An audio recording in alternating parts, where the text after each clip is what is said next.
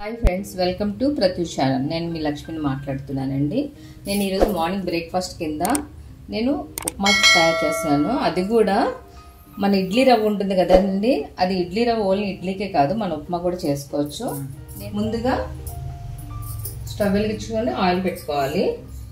ఇప్పుడు ఆవాలు వేసుకోవాలి, మినపప్పు, శనగపప్పు.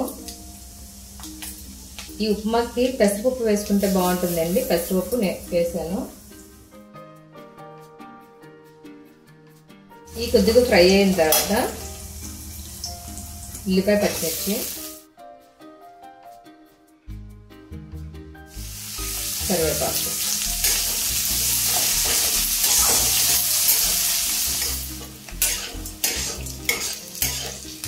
మధ్య మధ్యలో కాల్చి వేసినాక కలుపుతూ ఉండండి, ఎందుకంటే ఆడిపోతుంది కాబట్టి. ఇప్పుడు మనకి ఫ్రై అయినాయి కదా. 2 గ్లాసులు రవ్వ తీసుకున్నాను కాబట్టి ఈ గ్లాసుకు 3 గ్లాసులు వాటర్ వేసుకోవాలండి.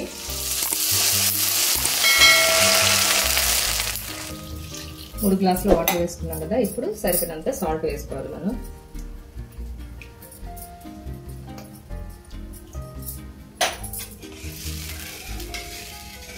ఇది బాగా మరిగిన తర్వాత అప్పుడు మనం రవ్వ వేసుకొని సిమ్లో పెట్టేసుకోవటమేనండి. చూస్తున్నారు కదండి, వేసడం మరుగుతుంది కదా. ఇప్పుడు మనం ఈ రవ్వ వేసేసుకోవాలి.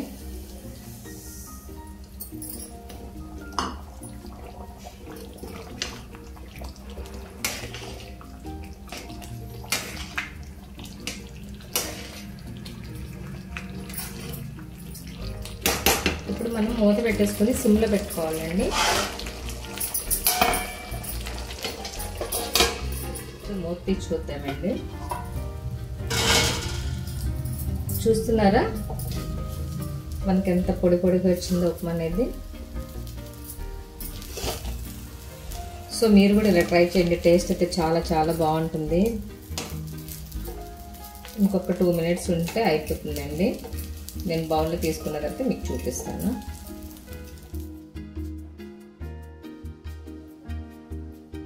చూస్తున్నారు కదా ఫ్రెండ్స్, ఇడ్లీ రవ్వతోని నేను ఏ విధంగా ఉప్మా తయారు చేశాను. సో మీరు కూడా ఇలాగే తయారు చేసి టేస్ట్ ఎలాగుందో నాకు చెప్పండి.